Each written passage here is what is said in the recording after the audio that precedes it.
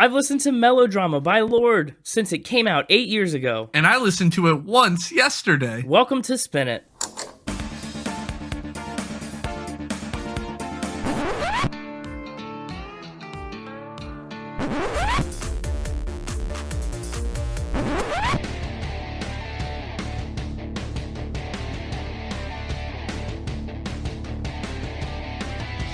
Hello, everybody, and welcome back to Spin It, the record ranking podcast for people who would rather be listening to music. I'm James, and with me is Connor. Hello! I came to the ridiculous discovery, just as I was doing the intro for this, that 2017 was 8 years ago now. Sure was. It's a pretty bizarre one.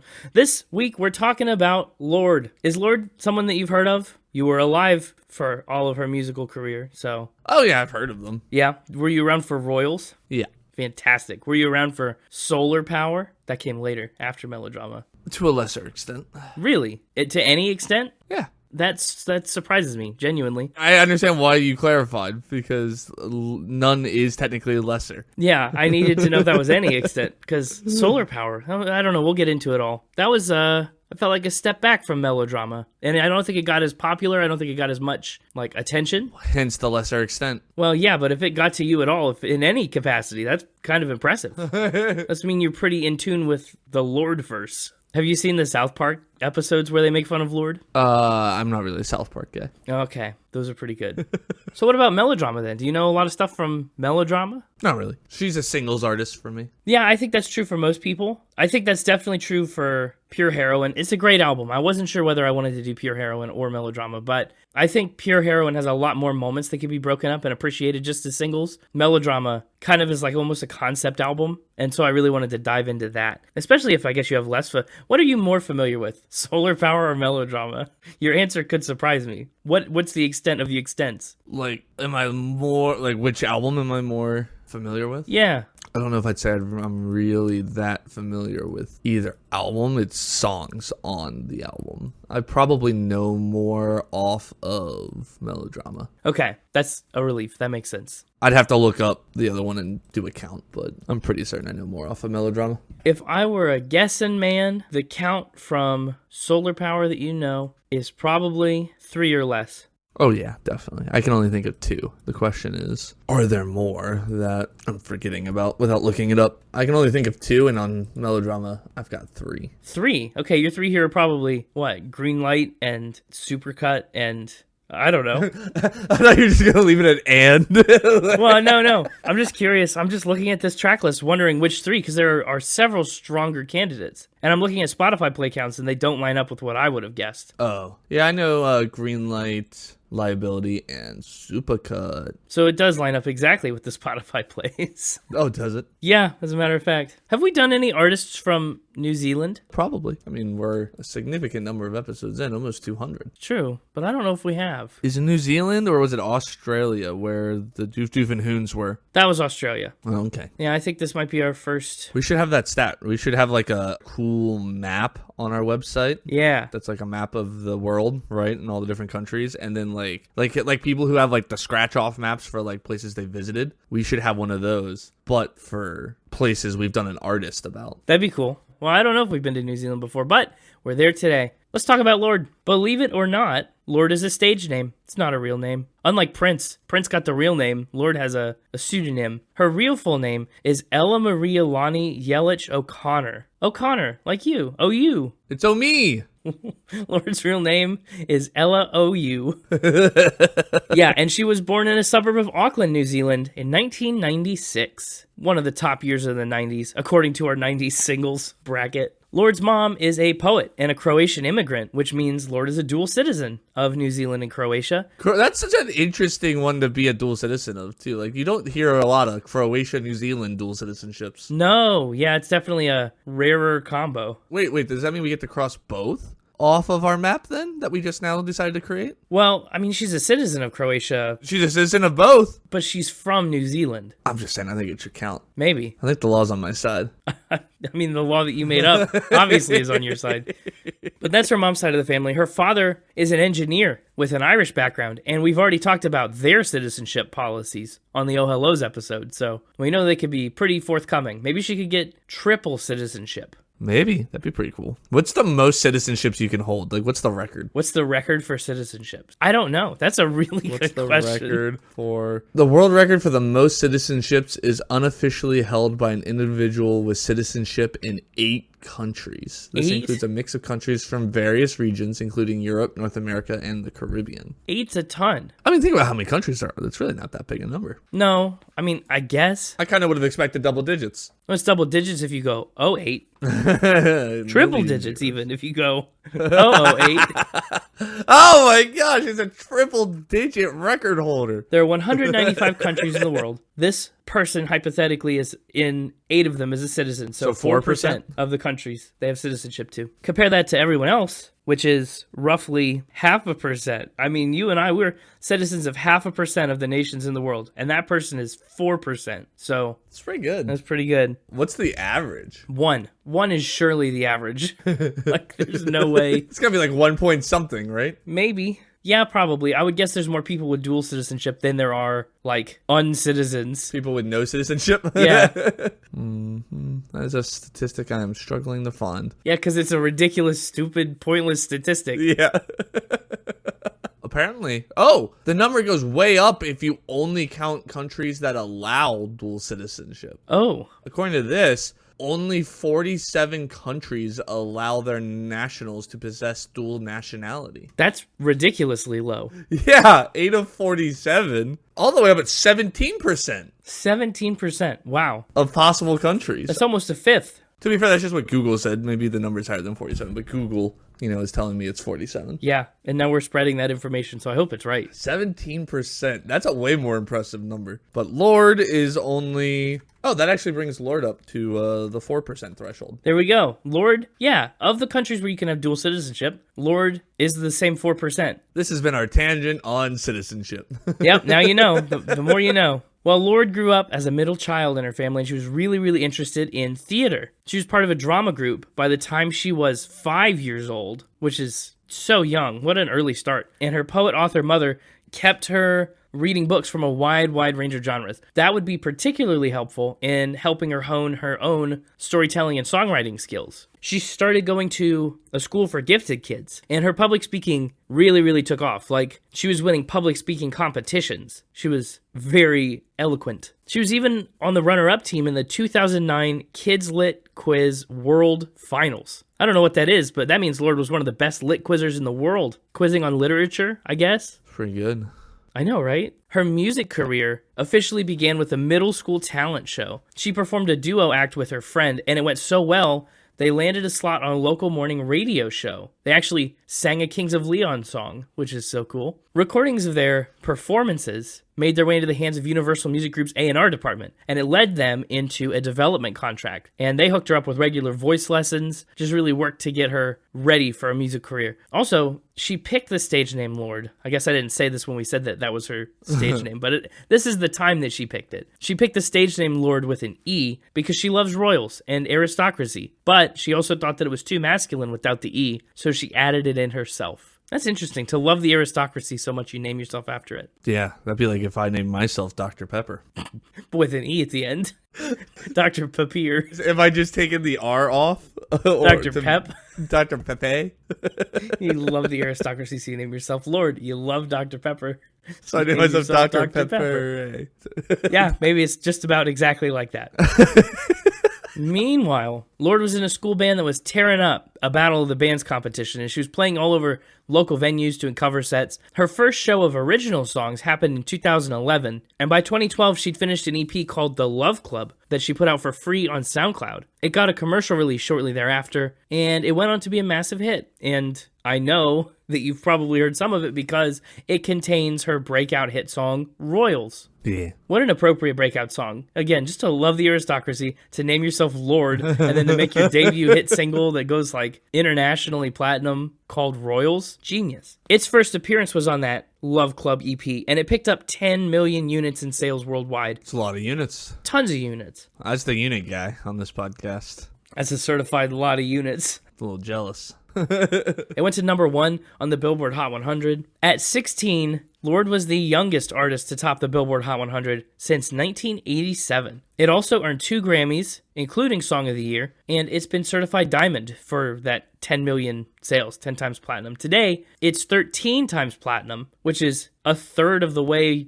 to its second diamond. And it's the highest certified song by a solo female lead artist in RIAA history. That's a lot. There have been a lot of good songs by a solo lead female artist in RIAA history. Yeah. And Royals topped them all. It also made an appearance on her debut studio album, Pure Heroine, also with an E, not heroin like the drug, heroin like the hero.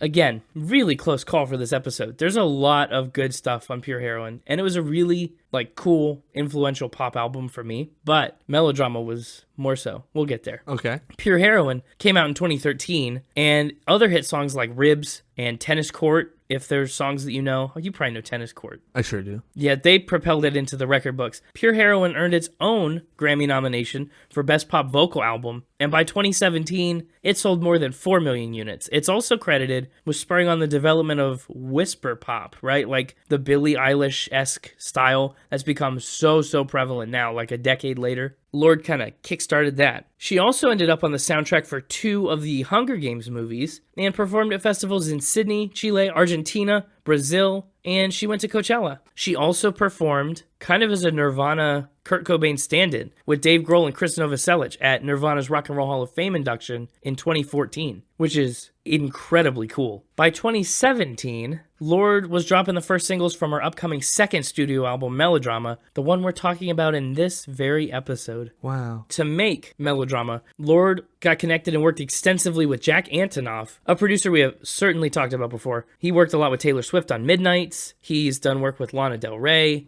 You know, he's all over the place. Sabrina Carpenter, Kendrick Lamar. Also, he fronts the band Bleachers. Jack Antonoff is all over the place on music now. But he joined up with Lorde. He helped take her sound to a new level. And he compared to her sound on Pure Heroine, the production and the new work that she did on Melodrama, people have described as maximalist. And I think that's fair. She started writing for Melodrama as early as 2013 and worked on recording from 2015 to 2017 at studios in New York and Los Angeles. During that time, if you couldn't tell from most of what this album is, she was caught in the throes of a breakup from her 3-year relationship. Oh, no. So a lot of those emotions and themes went directly into the lyrics. Very heartfelt, very melodramatic, but not, I feel like calling it melodrama is like tongue-in-cheek. When she was writing lyrics for Melodrama, she imagined aliens stepping out of a sealed chamber for the first time to kind of mirror her meteoric, shocking rise into the world of fame. She thought, man, becoming so famous so instantly is like being an alien experiencing the world brand new. Casey Musgraves be interested in that. No doubt. Tom DeLonge would be interested in that. So that was her initial kind of concept for making the record, but that was an idea she quickly scrapped in favor of this concept breakup album about being a young adult. And also, she weaves in some of the themes of experiencing fame. But yeah, she did a lot of introspection and travel. She interviewed her friends. She even took a helicopter to one of New Zealand's islands to be distraction-free and escape the public eye a little bit as she was writing. And, of course, she did a little bit of ecstasy, little psychedelic. Lorde calls Melodrama a nod to the types of emotions you experience when you're 19 or 20. And she talked extensively about her inspiration from theater, from ancient Greek tragedies. If you could believe it or not, yeah, an album called Melodrama is surprisingly dramatic in nature. You know all about ancient Greek tragedies, right? Yeah, I'm the world's leading expert on tragedy. Oh. I'll let you decide if it's of the Greek variety or not. Okay. That's great. The world's leading expert on tragedy right here on this podcast. I'm as good at determining how tragic something is as Alanis Morissette is at determining what's ironic. Oh, good. Isn't it tragic? Like rain on your wedding day. That's actually more tragic than ironic. Actually, I think most of the things that she talks about are just tragic. Isn't it tragic? How to fix that song. Once they were making demos, Lorde would go sit in a New York diner and listen to them with earbuds in because she wanted to get a feel for how they would sound out and about in the real world, which is really cool. I think that's a neat concept. She dropped the single Greenlight and officially announced the album on March 2nd, 2017, and it came out a quarter year later on June 16th. Of course, Melodrama was a big hit. It was Lorde's first #1 album in both the US and Canada. It also topped the charts in Australia and New Zealand and went to #5 in the UK. And in the US, it sold almost 109,000 album equivalent units in week 1. Today, it's received platinum certification. It was also very critically acclaimed and one of the best albums of the year worldwide. It was New Zealand's album of the year, in fact, and it sent Lorde on a massive world tour all over the world with an E. World with an E. After Melodrama, and after a 2-year hiatus from live performances, Lorde came back onto the scene to tease her third studio album, Solar Power, one with which Connor is slightly familiar. It came out on August 20th, 2021. In my opinion, Solar Power ended up being, good, not great. It was solid, but, I don't think it reached the highs of either Pure Heroine or Melodrama, which, in all fairness, those are pretty high bars to set and surpass. But I don't think Solar Power quite got the job done. She said that people's less than enthusiastic response to her third album was confounding and painful. It does feature hits, like the title track and Mood Ring, Stoned at the Nail Salon, but that's kind of it, as far as I remember. Lately, though, Lorde has worked with Charlie XCX on the completely different version of Girl So Confusing from the Brat Remix album, and she's moved her publishing over to Universal, so she ought to be gearing up for a 4th album someday very soon. She teased a 2-second snippet of music over the summer, so we'll see if that leads to anything. Yeah. But for now, just 3 Lorde albums to pick from. As for Lorde's awards and accolades, I almost want to call them Lordes and accolades. Oh, that's pretty good. That's pretty good. Too bad I didn't do that. It's a lot. She's got 44 wins on 86 nominations, so she's batting over 500 on wins to nominations. Way better than her citizenship ratio. Yeah. Yeah. Her award-winning ratio is way better. That's true. I feel like I'd rather have a better award-winning ratio than a citizenship ratio. Yeah. Well, Lorde was the youngest artist to win a Song of the Year Grammy at age 17. To date, she's earned 2 Grammys on 5 nominations. She's been nominated for 4 American Music Awards, a People's Choice Award, 14 Choice Awards, an Echo Award, a Golden Globe, and a lot more. She's also won an APRA Award from Australia's PRO. She's won an iHeartRadio Music Award, 2 awards from MTV. She's won 2 NME Awards on 6 nominations, 3 World Music Awards on 15 nominations, and plenty more. Wow. Also some fun trivia tidbits about Lorde. She has sound to color synesthesia, and she talks about it openly and very a lot. It's especially influential on Melodrama and the way that she conceptualized the album. We talked about the same thing with AJR 130 some episodes ago. But when she hears sounds, they evoke a certain color in her brain. They're tied to a certain color. Because synesthesia is when your brain correlates to unrelated senses in that kind of way. A lot of the work she did when creating Melodrama was sorting and arranging tracks according to their themes and their colors, which is really cool. And also, I don't remember how or if it ever got resolved. I checked and it's still online, but I don't know if you know about this. Years ago, the internet kind of collectively sleuthed out that Lorde was operating a secret Onion Ring travel Instagram account. Yes. Yeah, she anonymously reviewed onion rings from all over the world. Which is amazing. Yeah, it is. What a cool idea. What a fun account. And people started to notice that the reviews were kind of lined up with Lorde's tour locations and dates. And they were like, this is suspicious. Look how this onion ring is from Chicago, and Lorde was in Chicago that week. And then this next one is from, I don't know, London, and Lorde was in London this day. Once they pointed it out. How do you figure that out? I don't know. What? That's ridiculous. The internet can find anything. And once they pointed it out and it gained traction in online circles and people started to notice and follow and talk about it, the account became very inactive. So, woof. That was late 2021. RIP Onion Rings Worldwide. Yeah. Again, the account is still up, so you can go see it and follow it if you want, but don't expect to see much from Lorde's secret onion ring account in the future. I was sad that I already knew that. The mixtape was also very sad. I know. Well, I knew it before I even started taking notes for this. Like, I saw that all Yeah. over the internet in 21 when it was huge. Yeah. Not surprising you knew it, but sad nonetheless. I know. I wish I could have left that for him, but I couldn't. So, we'll see what I did leave for him, though, as it is now time for Factor Spin. Whoa, is it? Is Factor Spin time? I suppose it is. Let's get the mixtaper on out here and find out 4 new things about Lorde, if he dares. He's the most melodramatic member of this podcast, by a long shot. Hey, it's me, the mixtaper. Hello, mixtaper. Welcome back. Do you think that's accurate to say you're the most melodramatic member of the podcast? I'd say that's probably actually the gopher, but Oh, of the talking members of the podcast, I'll take it. okay. I think it probably goes you, then me, then Connor, in that order. You think Connor's the least melodramatic? Didn't he just claim to be like the leading expert on tragedy? You know what?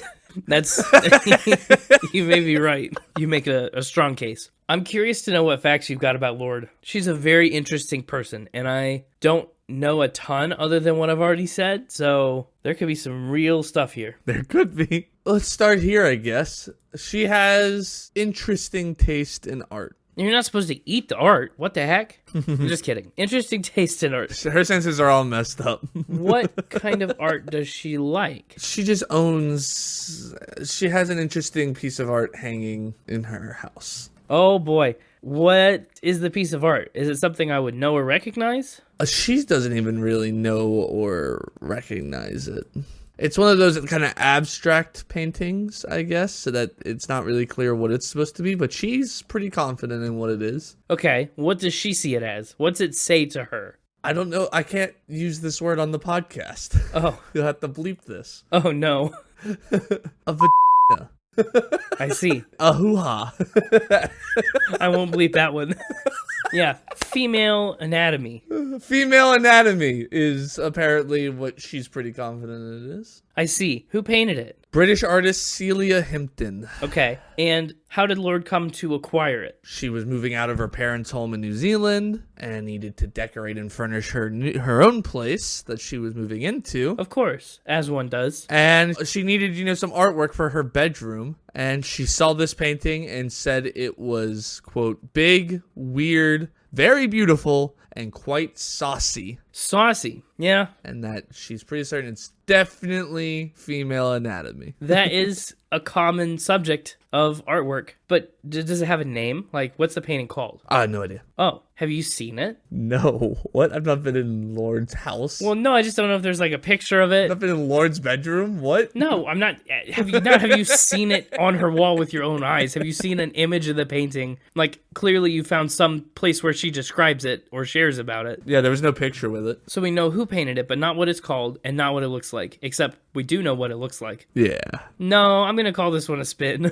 Oh, okay. I think I could see it being true, but the discrepancy in the details that you know and that you don't is kind of throwing me for a loop. So I think I'm going to say spin. Lorde's walls are hoo-ha-less, art-free. This is a true fact. Oh, man. I wasn't sure. It's weird that you know the artist and not the name and have no image of the painting. Because she said the name of the artist in her interview with Rolling Stone. What was the artist's name? Celia Himpton. Oh, that one's definitely male anatomy. Interesting. Yep. Well, the more you know. Yep. It looks like she does quite a bit of abstract art. Uh-huh. Most of it saucy. Apparently. Up next, she had a comedic cameo. Ooh, cameos are always fun. What was she cameoing in? Cameoing is a ridiculous word. She had a cameo in The Starving Games. The Starving Games? Is that a Hunger Games parody? Yes. Back in 2013, Peak Hunger Games. when any movie that became super popular, it got a spoof made about it. Oh, yeah. Back in that era, there was a Hunger Games spoof made called The Starving Games. I do think I remember hearing about that. Featuring amazing names like the person pretending, making fun of Katniss was Katniss.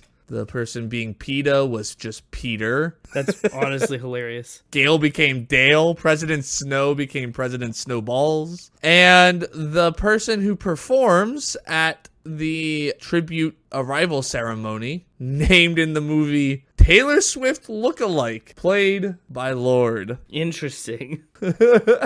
I haven't seen that movie probably since 2013 when it came out. And I don't know if they call her that by name or if that's just what she's listed as in the IMDb credits. But in the IMDb listing, she is credited as playing Taylor Swift Lookalike. I mean, it's such a spoof movie. Which is really funny considering she hates being compared to Taylor Swift. Does she?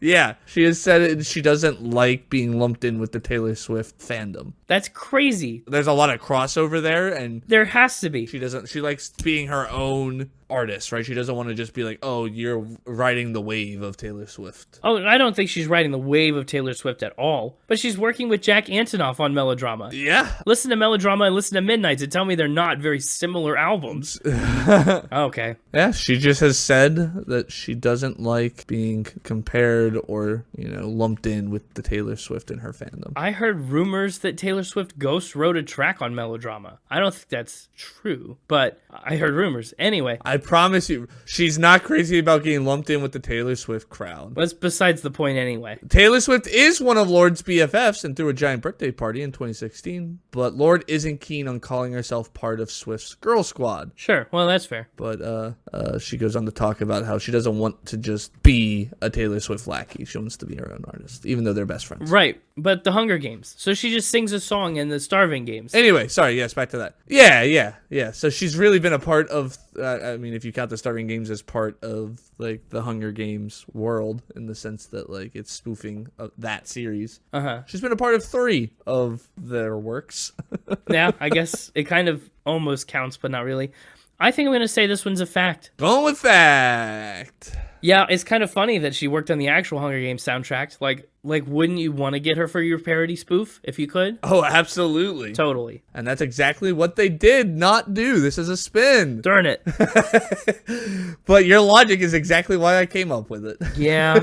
And there is someone in the credits that's, I don't know what their role is, but there's someone in the IMDb credits list of characters called Taylor Swift Lookalike, played by Gabby Grimmelin. Well, that's kind of what I was like. Lorde doesn't look a lot like Taylor Swift, but that's fine. I was really convinced by how much random stuff you had about Lorde and Taylor Swift. Well, yeah. I was like, well, you've definitely pulled up something on that. So I leaned into the whole thing as true because of that. That's what I was hoping for. She once joked that being friends with Taylor Swift was like having a friend with very specific allergies. There are certain places you can't go together, certain things you can't do. There are these different sets of considerations within the friendship. It's like having a friend with an autoimmune disease. Yeah, that makes a lot of sense. All things considered, that probably is a pretty close approximation. Yeah. Anyway, not going so hot for you, huh? Nah, not yet. Hoping to turn things around. I've at least got my 50-50. Really takes the pressure off. Yeah, I know. There's one I have to save for last. So let's go to... She put on a scavenger hunt for her fans. Scavenger hunts are always fun. Love when artists do fun things like that. What was this hunt for? To unlock a snippet of a song. Oh, nice. Which song? What snippet? Like, when was this? This would have been back right before releasing Melodrama, actually. Okay. 2017? Was it like a snippet for Greenlight? Well, I guess she announced the album with Greenlight. So probably one of the later singles. Yeah, I actually don't know in all of this information I have. I don't have which snippet it was. I see. Just as a 30-second snippet of an unreleased single. So yeah, it wouldn't be Greenlight. Yeah. Well, so what kind of scavenger hunt was it? Was it like location-based? It was in New York City. Okay. So sorry if you weren't in New York City in 2017. I actually was. But we're a Lorde fan. But not when this happened, probably. Yeah, probably not. Or maybe it was 2018. Maybe I wasn't. I don't know. There were various purple billboards erected around different New York City landmarks that had the clues, and fans had to go around and find all the clues. Like, they pointed to one another as you went around New York City. On the billboards were cryptic poems written by Lorde, as well as a QR code that would give you a picture of the surrounding area where the next billboard was located. The final billboard had a QR code that sent you to a website with a link to a 30-second snippet of an unreleased track from Melodrama. And that's pretty much what I got for you. I kind of gave it all to you. Wow. So people could have just seen the last billboard and got the snippet for free, but other people who started across town had to make the journey. I mean, yeah, I guess. That's kind of funny. It's like whenever you see those images that are like, look at the bottom left, and then it goes, look to the top right, look to the middle, look at the spot on the mouth or whatever. Like, I always try and game those and just look where it doesn't tell me to look and find a future direction that I can skip to. Yep. So what was the point of the scavenger hunt, I guess? I mean, To get a 30-second snippet of an unreleased track. yeah, but why scavenger huntify it instead of just put your snippet on a billboard or 2 or 3 or 4 and hide them somewhere? I think it drums up more excitement and buzz when you're like, ooh, scavenger hunt to find a snippet, instead of just being like, here's a snippet. Yeah, you're right. It kind of does. Okay, sure. Yeah, I'll believe this. I'll buy in. He'll buy in. And he's buying in to a guaranteed mixtaper win. This is a spin. Gross. Oh, man. Now you're in shutout territory. And boy, is it a doozy of a last one. If you have to save one for last, yeah, that does not bode well for me. But also, yeah, just the way that you gave me all the information up front on that one, I don't know. It really threw me off. Good. That's why I did it. I didn't have to do a lot of digging, and there wasn't a lot of digging to be done. I was afraid if I made you dig, you'd ask questions that I wouldn't have good answers to. So I was like, I'm just going to info dump him and then say, that's it. Oh, darn. That was smart. But boy, do we have a doozy of a last one. I'm afraid. She believes she is the best at punching glass. Punching glass? Uh-huh. I am relieved, honestly. I thought this might be a returning fact. Oh. I thought this might be like a Ryan the Ghost or a plane hat, and so I see. something totally new is exciting. Yeah, something totally new, but weird as heck. She's the best at punching glass. And again, the fact is not that she is the best, it's that she believes she's the best. Oh yeah. When has Lorde punched glass? How can she make this claim? I don't know if she's ever punched glass. I don't have any. She probably has. Who hasn't punched glass? Have I punched glass? I guess I have, but not to the point of breaking it. Yeah. Like, you ever like put your fist to a window? I don't know. When asked what was a surprise skill fans would be surprised to learn she has, she said she felt she was really good at breaking glass, and upon follow-up questions, said that she felt she had the right amount of power and speed to use her fist as club-like appendages to rapidly break glass in quick succession. Oh, you're re-punching the glass that you've already punched once? No, I think it... Maybe. Oh. You shouldn't do that. It's a good way to cut yourself. I took that, maybe that's what she meant, but there's no way that's what she meant, because yeah, that's dangerous as heck. I took that to mean that like she could, like, if you like lined up, I guess in my head, you know how like the karate people will like line up a bunch of different boards? Yeah. And like break them all in quick succession? I was envisioning that, but with glass. She was just like rapidly punching different panes of glass to break them very quickly. Yeah, that would be a surprising skill. It's very weird. The question is it true? Punching glass? But how is this a thing you discover you can do? Punch a lot of glass. The way that you framed it makes it sound like the interviewer asked, what would be a skill that fans are surprised that you have? Not what is the skill that you have that would surprise the fans. Uh-huh. Like, maybe, I don't know, maybe the question was just worded in a way that let her get away with saying, fans would be really weirded out if I could, you know.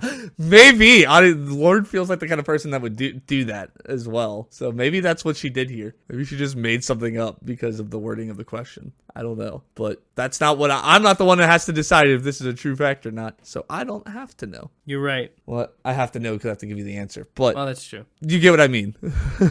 Yeah, I think this is a spin. Going with spin. I don't know where this came from. I don't know what this is. Has to be a spin. Has to be a spin. No way Lorde would say this. I had to make this up, right? No. There's a way that Lorde would say it, and maybe there's a way that Lorde even believes she's the best at punching glass. But this just feels like a good, old-fashioned mixtaper lie. old fashioned. Yeah, like a classic, I don't know. Like a Perry Family Forest. Yeah, this feels like a Perry Family Forest level lie, where you just had a thought and you thought, this would be a crazy thing to say. See if I can make him believe this. Well, congrats on avoiding the shutout, because that's exactly what happened. This is a spin. Oh, wow, okay. I was looking through my list of potential spins that I made way back when. I think I've mentioned it a couple times on the podcast. Uh-huh. And I found one that just said mantis shrimp glass breaking. And I was like, what does this mean? What? I said, what does this mean? And so I Googled it. And apparently in 2021, Connor had learned an interesting fact about mantis shrimp and put it on the list and then forgot it, because apparently the mantis shrimp possesses one of the most powerful and rapid punches in the animal kingdom. Yeah. To the point that it can break aquarium glass. Terrifying. And it repeatedly uses its club-like appendages. Yeah. Mantis shrimp Yeah. punch. What? Is that what the list looks like? Just reads like abstract thoughts thrown together? No, not always. Oh, man. Sometimes. Some of them are more detailed. Especially if it's something that, like, I found about a real artist that I could use for, like, if we ever do an episode on them, or Of course. other people, like the Tom Hanks typewriter one, is on there for, like, non-artists that have interesting facts I can appropriate. Yeah. But then some of them are just fever dream, like, stream of thought, stream of conscious, like, phrases. Wild. Well, I'm glad I didn't call that one true. Well, I'll take a win, 3-1. Nothing to be disappointed by. No, yeah. I'm slightly disappointed, but that's okay. Well, okay, I guess it's time for me to go. I suppose it is. We'll see you next week. Make like a mantis shrimp and break out of this aquarium. You've gotten what you wanted out of me and thrown me out like an empty takeout container. There's that melodrama. I knew it would show up like an empty takeout container. Yeah. There he goes, away with the garbage at the end of the trash cycle, like an empty takeout container. You should recycle. Oh, like a good plastic one? Yeah, recycle Definitely. those. But I'm thinking just like this is like a styrofoam or a crappy one. Maybe even a paper one. You need to recycle paper. Well, some of it, but not if it's had food on it sometimes. Yeah, that's true. Well, I'm back. Yes, this is Connor. Hi, Connor. Welcome back, me. Return to us like a reusable takeout container. I've been recycled. Yep. Oh, man. Let's talk about It's this. album art time. You took the words right out of my mouth. Yes, it is. Took the recyclables right out of your trash can. It's right. Good. Commendable. The environment will thank you for that. The album cover is a painting by Sam McInnes. It is not as suggestive as the one apparently that is on Lorde's wall. It is Lorde in a bed. That's pretty suggestive in like the 80s. In the 80s? Isn't that like a thing that like 80s sitcoms, like if two characters were in bed, it was implied, like, because, 80s TV, they couldn't really, they steered away from any sort of inappropriate talk. Oh, yeah, I think it was older than 80s, but yeah, around. Oh, I don't know, but you know what I mean. In the past. In like the OG sitcoms, if they wanted to imply characters hooking up, they would just do a scene of them in bed together, like reading. Right. Yep. It was like, oh, they're in the bedroom together? You know what happened. It was like, come on, 40s. Right. Yeah. Well, Lorde really loved Sam McInnes' work, and she called him to collaborate on the album cover. She said that she wanted a painting that had a kind of colorful teenage restlessness and excitement and energy and potential. That's a lot of things. A lot of ands in that sentence. There were a lot of ands in that sentence. Now, I think this cover has a lot of restlessness and potential. Yeah, she's not asleep. And I don't know about excitement and energy, but I definitely like it. The painting style is really cool. She visited his home halfway up a New York City skyscraper where she posed for 2 hours worth of photo shoots. He ended up painting 2 images. One is the album cover that you see when you look at the cover of the album. The other one was revealed later, and it's honestly pretty similar. But yeah, he calls the artwork a converging of two like minds. Wow. It's a pretty solid album cover. NME put it on their list of the best 21st century pieces of album artwork, and Pace ranked it the 11th best of 2017. Rolling Stone really staked a claim, and they went so far as to say it was the 67th best album cover of all time. Wow. Yeah. It's really staking a claim. It is. I don't know if I agree with it, but I don't know if I disagree. I don't think I do. Yeah. I don't have strong opinions, but I don't know if I agree with that. Yeah. Imagine how much you'd disagree if you had stronger opinions. Don't be so wishy-washy. Stand up for yourself. You have my permission. I'm giving you the green light. Permission to stand up for myself? Yeah. I appreciate that. You're welcome. Is you're welcome an appropriate response to I appreciate that? It's kind of the same thing as you saying thanks to me, but not really. And it sounds weird to say you're welcome after I appreciate that. Anyway, up first is Green Light, the Jack Antonoff produced lead single. It peaked at number 19 in the United States, went on to be 2 times platinum, and also charted in the top 10 in Canada, Australia, and New Zealand. Wow. We ordered different drinks at the same bars. What drink do you think she got? I don't know, but if it were you, that'd be like ordering Dr. Pepper. Well, yeah, I'm obviously getting Dr. Pepper, so you gotta get something different. Oh, different drinks at the same bar. I want Dr. Pepper, though. Well, yeah, but I already claimed it. Maybe we'll have to order the same drink at different bars. Sure. Then we could both have Dr. Pepper, and we'll just meet up later. Talk about it. How's your Dr. Pepper? 23 flavors, man. How do they even fit that many in there? Science. Yeah, it's a great song, man. It's, about waiting for the green light to move on. Lorde said it was a swirling combo of high school and recent private and public memories. She actually spent 18 months writing Green Light, which is a really long time. That's a year and a half. She said, the song is actually about heartbreak, and it's not something that I'm really used to writing about. It took me a while to be able to figure out how to write about that. It was my first major heartbreak. The song is really about those moments kind of immediately after your life changes, and all about the silly little things that you gravitate towards. I say, she thinks you love the beach, you're such a liar. Like that kind of little stuff is what she's talking about. Like you don't love the beach. That's fake. It's those little stupid things. She said it sounds so happy, and then the lyrics are so intense, and I realized, how come this thing is so joyous sounding? And I realized this is that drunk girl at the party, dancing around, crying about her ex-boyfriend who everyone thinks is a mess. And that's her tonight, and tomorrow she starts to rebuild. That's the song for me. It definitely gives off a lot of that energy. I like Green Light. Oh, me too. It's got a good beat to it.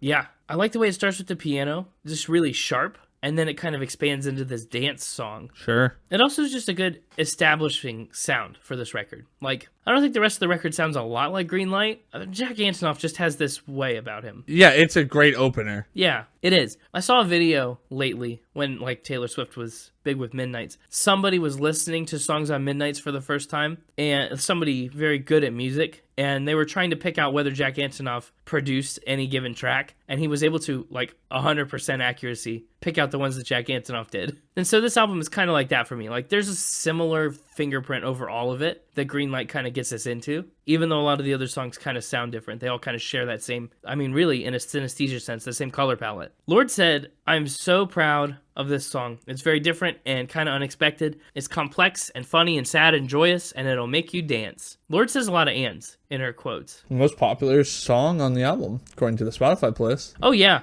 It's by, like, a good percentage, the most popular song. 0.6 of a billion streams. Pretty good. I'd say so. Better than anything I've got on Spotify. Well, maybe you. Oh, yeah? Do you have some hidden Spotify I don't know about? Yeah, it's a Spotify where I just talk about different onion rings and rate them. Oh, you have a secret Spotify for onion rings? It's an onion ring rating podcast. That would kind of be interesting and awful. Like, I don't want to hear people talk about onion rings. I just want to go eat onion rings. Yeah. There's just a certain energy to the end of the song that I really like, too. Sure, the song ends well. I don't think the next song picks that ending back up very well. No, that is a thing that I think a lot of Melodrama struggles with is song to song, like, energy continuity. They jolt a little bit. It happens on Sober. It happens on Homemade Dynamite. It happens on the Loop. Like, Green Light to Sober is not even that jarring, but, like, Sober to Homemade Dynamite always gets me. We'll get there. But yeah, Sober's up next. I like you when we're under the influence, but what will we do when we're sober? Pretty much the gist of it. We're having a good night, but what happens when, like, our state of mind changes? Sober's cool. It features a few samples taken from her Coachella performance. Oh. That little bongo part in the chant, Night, Midnight, Lose My Mind. Love me some tasty bongos. Yeah, that's from Coachella, and she samples it all through. We don't get enough tasty bongos, to be honest with you. No. I feel like I complain about that every time they show up, but Yeah. we need more tasty bongos. Every time I bring you bongos, we say, I don't have enough bongos. More bongos! It's like the opposite of don't know what you got till it's gone. Don't know what's not there till you have it. Yeah. Well, one thing that's cool about Sober is the way that she plays around with brass instruments on this track, much more than she did on Pure Heroin. There's a lot of really cool instrumentation here. Do you like all the brass? I love it. I do like the brass. Nice brass. Yeah, it gives Sober a kind of pop that the rest of the album, like, doesn't have. Also, curiously and interestingly, speaking of production of the song, Jack Antonoff included a sneaky hidden tiger roar on the track before the chorus. Kind of campy, but like, if you can't really hear it and it works, why not? He's really proud of that. Have you ever heard the tiger roar on this? No. It's very quiet and hard to hear, but if you crank it up... Where is it? Right before the chorus. Right before King and Queen of the Weekend. It's in there. Is that... I guess that's it? Yeah. It's very hidden. I still don't... I have it cranked all the way up, and I'm not hearing anything I would consider to be that. But maybe. I guess it's there. Too hidden for my ears. Right. Wild. Also, people have compared Lorde's vocals on Sober to Prince. Does that check out? I mean, we just did Prince. Do you think Lorde is very Princey? More so than a lot of artists. I mean, I think on the scale of Prince to not Prince, she's closer to the Prince side. I don't know how close to Prince I would put her. But it's enough that she does list Prince as an influence. Yeah, I believe it. I love Sober. It's one of my favorite tracks on this album. I think the concept is really cool. I think the energy is really high and unique and neat. And there's Tiger Roar in it. Who knew? It didn't make my top 3, but it's a good song. Yeah. Up next, though, is Homemade Dynamite. Like I said, the transition between the two is always kind of strange. Yeah. This one felt like a better transition from Greenlight. You think? Maybe. I think the ending of Greenlight, without those like background vocals that kind of just chant and then fade out to then go right into Homemade, where she comes in with no music and then the music kind of builds back in. I think that's a way better transition. No, you're right. I actually fully agree with that. I just kind of put them back to back. Definitely. See, I come with insightful things to this podcast every once in a while. Frequently. That's great. Yeah, Homemade Dynamite's a cool song. It was co-written with Swedish artist Tuva Lu. She said, this song was one of the first songs to come together for the record, and I wrote it with Tuva Lu. Sexy, Swedish, brash, bold. She's wonderful. She's so sweet. We hung out in LA and wrote and had a great time. She was kind of partying a lot at that time as well, so we had a lot in common writing-wise. That's cool. It's cool. There also exists a Homemade Dynamite remix with Post Malone and SZA and Khalid. It's also the only song on the album not produced by Jack Antonoff. Really? Yeah. Interesting. I know. I think you could tell. I mean, it does sound a little different. It's very drum heavy. Yeah. This one feels like a club song, especially that like chorus with all the thumping and the accents on the beats. I feel like that's a kind of song people would groove to in a club. Yeah. Especially if they were with Twisted Sister. Yeah, I think you may be right. That makes sense to me. It is a party song, like blowing it up with Homemade Dynamite. Yeah. Or at the very least, it's the kind of song that would play during a club scene in a TV show. Oh, okay. Yeah, that makes sense too. Like it could pass as one. Yeah, yeah. I think that's fair. As Lorde says, Homemade Dynamite is that feeling that happens when everyone's at a good level and maybe the sharp edges of the evening haven't quite shown themselves yet. It is a rare song on this album that's a non-breakup song, way more focused on friendship and camaraderie. Up next is a song about a French museum, the Louvre. How do you feel about the slant rhyme between tongue and obsession? On the Louvre? It's just like, yeah, the way she emphasizes the shun and the of tongue to get that slant rhyme. I think it's great, honestly. I don't have any... I liked it too. No, I quite enjoyed it. I was like, that was a well done slant rhyme. A lot of times I complain about slant rhymes because they're kind of just used as a way to get where you want to go. They're kind of just transitionary rhymes. Yeah. Usually. But this one felt good. Good. I was worried I was about to have to defend it. I mean, if you want to. Usually when you ask a question like that, it means I didn't like it, and I want to make sure that you didn't like it. You don't know me. Apparently not. I only won one on Factor Spin this week. Well, that was against the mixtaper. Nobody knows him. No, I know. Yeah, the Louvre is an interesting song, right? It's a new love that's so pretty we could hang it in the Louvre. But is it actually legit, or is it just new and exciting? Like, we have the rose-colored glasses on. Are we infatuated? I don't know if maybe I'm wrong, but is the Louvre known for new and exciting stuff? I feel like it is more known for its old historic stuff, right? Absolutely it is. Like the Mona Lisa and all the other stuff that's in the Louvre. Yeah. So yeah, if it's just new and exciting, it's probably not going in the Louvre. Right. Yeah, and that's the whole thing that the song is like we're trying to determine whether it really is old and beautiful enough to be in the Louvre, or like if that's even a possibility. Yeah. It could be flashy and not have a lot of substance. Maybe it's doomed. Okay, yeah, So I'm all for that. And then we get to the chorus, which is just broadcast the boom, boom, boom, boom. A lot of booms in the chorus. Yeah. And I don't understand it. Why are we broadcasting the boom booms and making people dance to it? What's that have to do with the Louvre? Well, Because it's a megaphone to her chest, right? What you're broadcasting is the beat Oh, of her heart. right. So it's like her heart Yeah, and making people dance to the beat of her heart. But still, what's that have to do with the Louvre? Well, in a sense, that's what she's doing with all of her music. Yeah, but we have this metaphor about hanging us in the Louvre because we're the best and we're awesome and we're worthy for people to look at. But then the chorus kind of like pivots into this thing of like making people dance and listen to her heartbeat. And it feels like two different ideas kind of crammed into one song. I think that's fair. Let me break it down like this. This relationship is so beautiful that it could be art that we put in the Louvre for people to look at. She,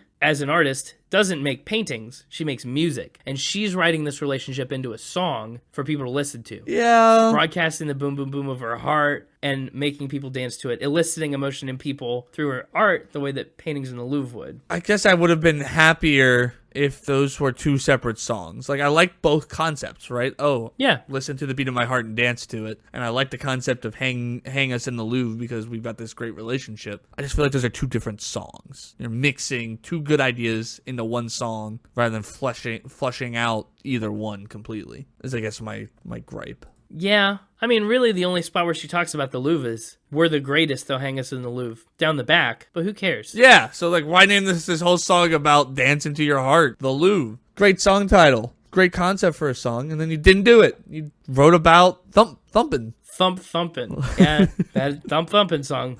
Well, when she wrote the song, Lorde said, I wanted to give the feeling of just like the big sun-soaked dumbness of falling in love. And it's like your whole head is like glue. It's amazing. It's like drugs. It's like, I just want to be by you all the time. I just want to listen to you talk and look at your face, do all those dumb things that it does when you talk. She said it's just like this big dumb joy and it's intense. And I feel like the instrumentation in that song, The Louvre, kind of helped it get there. Sure. I don't know. It's interesting. The Louvre has been compared to Springsteen's Born to Run and also to Phil Collins, Spin It legend Phil Collins. Wow. I know, which is cool. I don't know if I necessarily draw those exact comparisons very directly, but still cool. Anyway, up next is another song that you knew from this album beforehand. Liability. Ballad guy. It's a ballad. Love me a good ballad. Uh-huh. Liability was a hit. It charted at number 78 in the US and became her 9th top 10 single in New Zealand. And it's all about being in the limelight and facing intense media scrutiny and the toll that that kind of takes on your friendships and your relationships. She wrote it when she was, as she said, overcome with anger and emotion. I guess she got a bit stranded somewhere and had to walk more than 5 miles before she was able to catch an Uber home, which is awful. Like, what an awful night. She was also very inspired by Rihanna's song Higher, which left her feeling like she was too much for people to handle.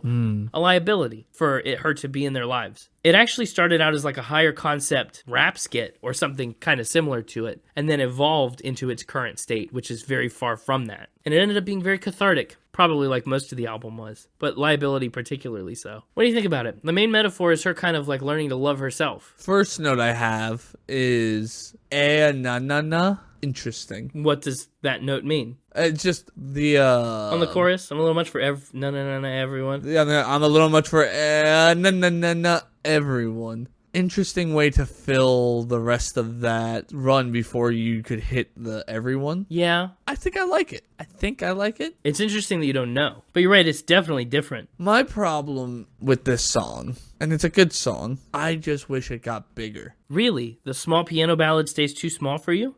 Yeah, it does. There's somewhere, I like that it starts small and ends small. I would like somewhere in the middle for it to just swell a little bit. I don't think there's enough movement. It doesn't need to get like Green Lights, pop heavy song big, you know, but I just need it to swell a little bit. Maybe get a little more passion and raw emotion going, get a little louder, maybe play with some dynamics. You know, I'm just looking for just like a little swell in the middle somewhere. That's my biggest holdup with that one. Yeah, that's fair. It doesn't move much. But as a concept of a song, the execution is pretty darn good, other than the lack of a swell. Totally agree with that. Big time. Yeah, Lorde said, in particular, it's kind of not really about anyone. It's about me and just feeling the pressure of people finding it difficult to be friends with me, to be close to me. She said it's interesting because I had this realization that because of my lifestyle and what I do for work, there's going to be a point with every single person around me where I'm going to be a tax on them in some way. She said it's like having to give up a little portion of their privacy or their life becoming more difficult or whatever. It was just this moment of sadness, and I remember it so vividly. I think Liability is a great song. It expresses that really well. And then we get into kind of a two-parter of a song, Hard Feelings and Loveless. Mm-hmm. She was really influenced by industrial music on this song, kind of this two-parter, which is why you hear some weird percussion, very interesting stuff. Hard Feelings is actually like a proper song, and then Loveless is a little shorter and like less complete. And the transition between them actually samples drums from Phil Collins' In the Air Tonight. And it also samples a little bit of a Paul Simon documentary about Graceland, the album. That's cool. The Paul Simon sample is the, what is this tape? This is my favorite tape. And then the drums are what form the bridge between the two sections. And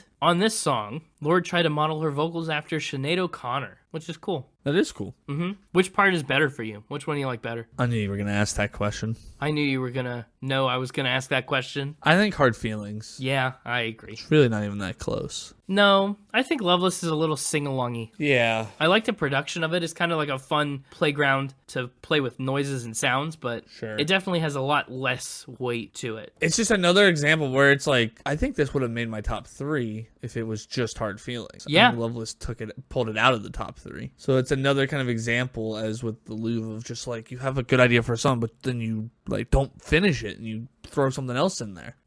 Unfortunate. Yeah, Jack Antonoff said that the song is like calm after a big fight. And he said it grapples with news that a past lover has met someone new and then laments other bygone relationships, which is cool. And it's a clever twist. I think it's a cool little pun. Hard feelings. No hard feelings, like we're all good. There's no hard feelings between us in this breakup. But also, these are hard emotions to have. The sadness, the way you miss someone you're breaking up with, like the jealousy, whatever you feel when you see them moving on with someone new. Like these are what they call hard feelings. Like there's no hard feelings between us, but also there's a lot of hard feelings between us. It's a really great double entendre. Like I love that. And you're right, I do kind of think tying it to Loveless lessens it a little bit. Yeah. Weakens it. Yeah. And then we get a sequel song, Sober 2, parentheses Melodrama. That's parentheses title track. Title track, parentheses. Man, Sober 2 is a lot more dramatic than Sober 1. Yeah, it is. Sober 1's kind of a dancey, upbeat song, and Sober 2 starts in with these dark strings. Sober 2's a little melodramatic. A little melodramatic, yeah, right. Sober was the party song, right? We're in love, we're having a good time. What would we do if we were sober, though? Like, that thought in the back of your mind. Sober 2 is kind of when the lights come up and the day ends, like the party's over, and then you start to grapple with, oh my gosh, where am I? What have I been up to? Like, it's a lot. Lorde said, I kind of see these two songs, Sober and Sober 2, as a big journey of an evening, of a party. Sober is the party. Sober 2 is like the lights are on. She said, how heartbreaking is it when the lights are on after you've spent however many hours in this dark room and gotten to know it for its darkness? When the lights are in, it's so depressing. You know when you're loading the dishwasher in the morning after a party and everything smells like alcohol and you're like, I could spew just from these odors. That's the sort of DNA of Sober 2. That's, what it talks about directly. How fast the evening passes, cleaning up the champagne glasses. Yeah. The terror, the horror, we wonder why we bother. I really like this song a lot. It doesn't have a ton of lyrics in it, but it definitely kind of provides another emotional touch point for the concept of the album. Which Sober do you like better? Oh, Sober 1, I think I like better. I agree. Yeah, sad but true. Did you know I was going to ask that? I had a hunch.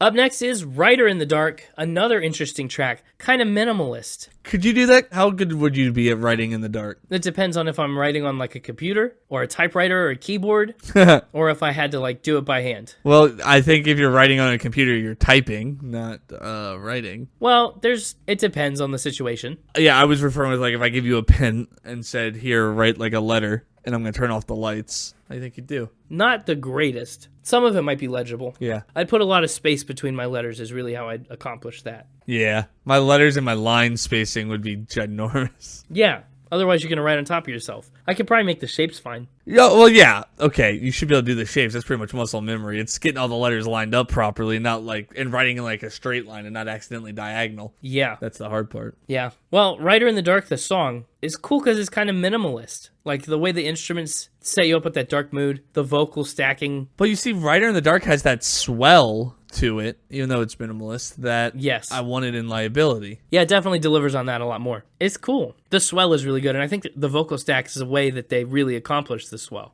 pretty well. Yeah. It's just fun. On an album that's so described as maximalist, a minimalist track is such a breath of fresh air. Yeah. And it was another therapeutic song for her to write. Another song about the bitter end of a relationship and knowing she's going to take these feelings and turn them into songs to help her get through the breakup. She said, as far as like a writer in the dark goes, a songwriter, someone who takes her emotions and channels them into art, it's what I've always been. It's what I was when you met me. It's what I'll continue to be after you leave. That was exactly what was going to happen when you kissed a writer in the dark. Like, even though you've left, this is still a key component of myself that I'm clinging to. It's great. Yeah, it's really good. I really like Writing in the Dark. I know, me too. She said, I think that when you do this, as in write music, she said, you have to find a way to live with yourself because it's not making no one feel anything. She said a handful of people will listen to this album and have it sort of get them in the gut. But it was important for me to say. And I don't think that song is apologizing for it. It's more like, what did you think was going to happen? Yeah. She also uses wild words in the lyrics like pseudoephedrine. I know, right? Yeah, I know. What a big one. That's a $5 drug.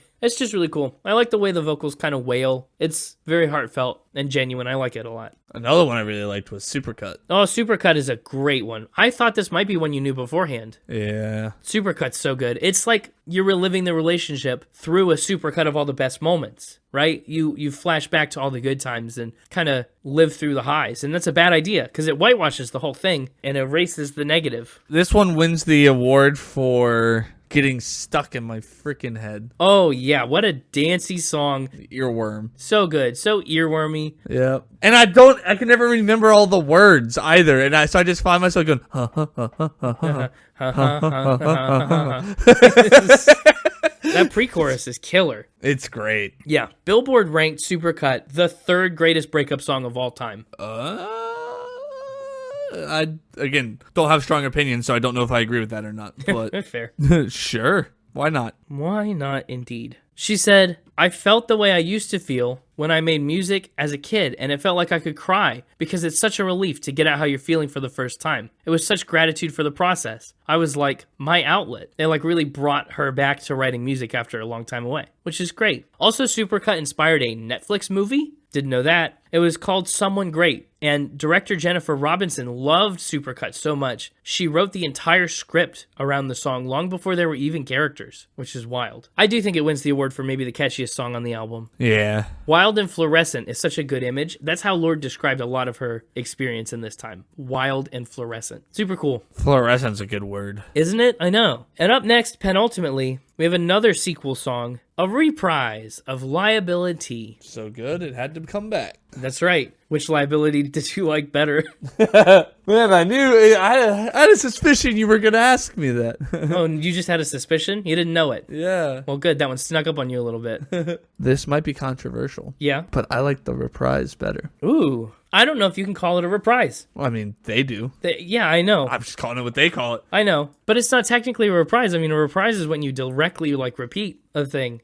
It's the same song a second time, maybe altered a little bit. But this is like a wholly different melody, a wholly different thing, just the same lyrical concept again. Like, you could have called it Liability 2, and that would have been equally accurate. Sure. Maybe more so. But they already had Sober, too. This one had more of that swell over the first, minute as it got bigger, and I felt there was more power to her voice in this one. It wasn't as flat. Yes. Well, it's a lot less emotional, and it feels a lot more, analytical. And I feel like, am I wrong? Reprises usually aren't almost as long as the original. Not usually, no. So I feel like, yeah, maybe calling it Liability 2 is the better move. Yeah. Yeah, and she, just gave more quotes about the same kind of thing. Being famous takes its toll on the people that are close to you. She said you could tell very quickly if people around you are going to be able to handle it or not. It's like being with someone with an autoimmune disease. Yeah, right. I thought it was a very apt thing that the mixtaper said about that. She said you can tell very quickly if people around you are going to be able to handle it or not. The ones who can't will say farewell, and the others are the ones who will say, you looked so weird on TV last night. She said, I was so young that success just felt like a weird symptom of my life. It doesn't help my work for me to feel like a big deal, which is interesting. And she also said she went into the song and the album thinking I knew what I was doing and thinking I knew exactly who I was at that moment and what I was going to do. And the process has been very confronting and intense and awesome and emotional. And it turned out that I wasn't who I thought I was after all. Wow. Yeah. And the album closes with Perfect Places. Another very catchy track, but underappreciated, I think. Often forgotten, not frequently talked about, but it was the second single, and it made it to number 13 on the US Bubbling Under Hot 100 chart. Never crossed over to the big leagues, but it is certified gold, and it did chart in Australia, Canada, the Czech Republic, Ireland, New Zealand, Slovakia, the UK, and many more. It's all about, there are no perfect places. Like, what are we searching for? Where do we think we'll find it? It's not out there in the way that we think it will be. She especially drew from her time in New York, walking or riding across the Brooklyn Bridge, sitting on the subway, and it's another song that drew heavily from her around the world flights, right, back and forth to New Zealand. It's cool. I liked Perfect Places. Oh, I'm glad. Me too. I know you said it was not as remembered, but I thought it was a great closer, first off. Yes. Oh, for sure. And secondly, I thought it was more memorable than some of the other stuff that was on here. And I think the Spotify plays agree with me. Oh, yeah. I think you're probably right. I don't know. Or maybe they don't, because, this one you said was a release single, and it has, there are non-act singles that are almost as many plays as the single. You'd think the single would have more. Yeah, I do think it's a great closer. It kind of feels like a more happy twist on an album that's been very deeper and sad. Like Perfect Places leaves you with a good feeling at the end. Yeah. Because of the big chorus. Like you've gone through the breakup and now you've emerged the other side. Yeah, and you're realizing there is no perfect place to land. There is no right exact way to do this. I'm going to do the best I can, and that's what it's going to be. Sure. She said, "This is a special one. My life was like a weird little Etch-a-Sketch I kept scribbling on and resetting. And all last summer, I couldn't shake the feeling that everyone I knew or saw was searching for something, trying to transcend the news and the screaming pavements, drinking that one drink, hoping it would get them someplace higher." She said this song comes from the endless cycle of evenings and the violent heat of the summer. She also said it's lived a million lives. We tried it at different tempos, used different voicings, took it halftime, made it weird and druggy, but that didn't work. She said a big problem is that there's so much to the song. It certainly does have a lot of moving pieces and parts. Perfect Places is sneaky in its complexity. And actually, when they layered her vocals on the hook to make that big, fat, screaming, wide open sound, what they did was they did several takes of Lorde belting out the lyrics with her moving closer and farther from the mic at random points, and then layered them all on top of each other into the final track, which is really cool. Also, the line in Perfect Places, "All of our heroes fading," is a loose reference to the recent deaths of David Bowie and Prince that both happened in the run-up to this album's release. David Bowie actually said that Lorde was the future of music. That's, high honor. What a compliment. Do you think that's true? Remember, David Bowie never heard Solar Power. Yeah, yeah, it's true. Actually, he never even heard Melodrama, really. Yeah. But anyway, let's get into some final spin. Where we spin finally. Absolutely. Melodramatically. I really like this album. I thought this was a very strong pop album when I first listened to it. And now that you've listened to it more? I still think it's a really interesting and exciting pop album. I like that it has a lot of the energy and production tricks that it does while still being lyrically meaningful. I think that's nice. I think a lot of pop albums sacrifice lyrical sentiment sometimes, and this one certainly does not do that. Goes in the opposite direction. I'm giving the music a 93. A lot of these songs are really catchy, really hooky, really well written. Lorde has a very good ear for melody. I think she put it to rest on Solar Power for a while. I think she took a break from writing good melodies, but everything on Pure Heroine, everything on Melodrama is so strong in melody. Love it. Lyrically, 91. I like the storytelling. I like the emotion. I like the vulnerability on Melodrama. Instruments and production, I'm giving an 88. Yeah, I agree with you. There's some spots for Liability where the pulse isn't there. It stalls out a little bit. Loveless feels tacked on. But for the most part, the brass on Sober, the dance beats, the heavy drums on Homemade Dynamite. There's a lot of cool stuff here. The layered vocals on Perfect Places and Rider in the Dark. Cool stuff. So 88 there.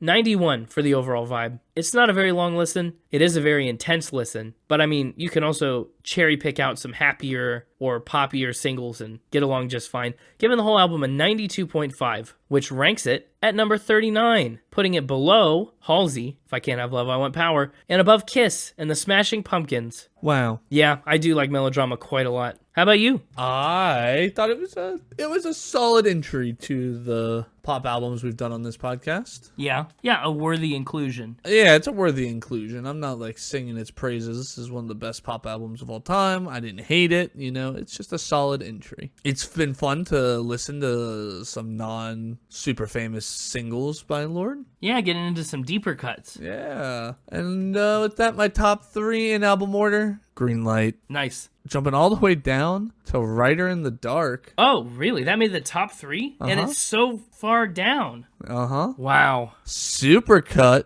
And honorable mention to Perfect Places. That's wild. I'm one of the people that likes the first half of this album probably more. Sober, Homemade Dynamite. Oh. I mean, obviously Greenlight, the Louvre. And then, like, I'll throw in Supercut and Perfect Places as, like, my tops. But, yeah, you really went to the back half. Yeah, I mean, so 3 of my top 4 were ones you just listed, but okay. You just listed by name Greenlight, Supercut, and Perfect Places, which were 3 of my top 4. The only one that's really surprising in there for you is Writer in the Dark. Well, yeah. Which I liked better than the Louvre for, reasons I mentioned during the song analysis. Yeah. And I was very clear when we got this track number 2 that I liked it. It just didn't make top 3. That's true. You did say that exactly. What kind of score are you giving it? How's that all equal out? I'm giving this one a solid 7 citizenships out of 10. 7 citizenships. Almost tied for the record. That's almost as many citizenships as one could have, apparently.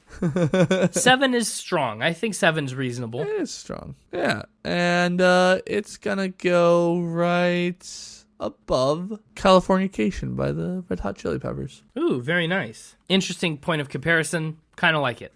Yeah. So, what are we feeling for playlist picks? I'm gonna go ahead and take Supercut because it's the one that kept getting stuck in my head. Supercut. You've left me with a hard decision. I hate to make it Greenlight. Why not? It has to be Greenlight. Darn, it's probably my favorite song from the album. It's so good. Sounds like it's Greenlight and Supercut. It's such a good song. It's a really good song. But Greenlight and Supercut, that's such a basic top 2.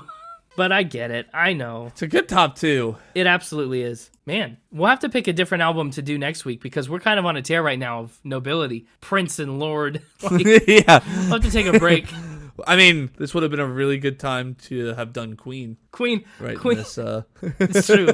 Queen and Prince and Lorde and BB King. Maybe we should revisit them. Has it been 100 episodes? Can we redo Queen yet? It's not even been 25. I know. I know you know. Anyway, that's going to do it for this week. We'll be back next week with more stuff. Is there an artist called King that we can do next week? BB King. Yeah. Oh, man. Or like King Gizzard and the... Wait, how many? We also had the Kings of Leon in there. That's true. We've done a couple kings. We could do a lot of nobility. Carol King. Yeah. So what are we missing? We've got Prince, King, Queen, Lorde. We need Jester. Oh, gosh. Hey. Ray Stevens.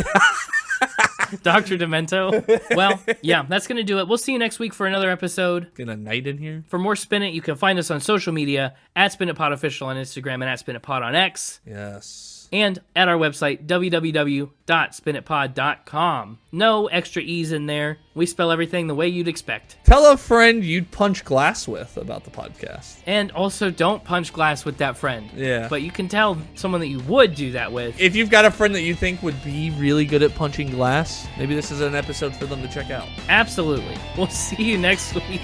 And until then, keep spinning! You want to know another really weird thing written in the Mixtaper's spin log that I saw? Oh, yeah, I'd love to. Maybe it'll give me a hint for a future spin. It's one that I don't think he'll ever be able to find a way to use. Maybe we can decipher it. It just says, Mike the Headless Chicken. Mike the Headless Chicken? Yeah. I don't know what that means, and I don't know if I want to. That sounds dangerous. Probably can't make its way into a spin, whatever it is. Only time will tell. Yikes.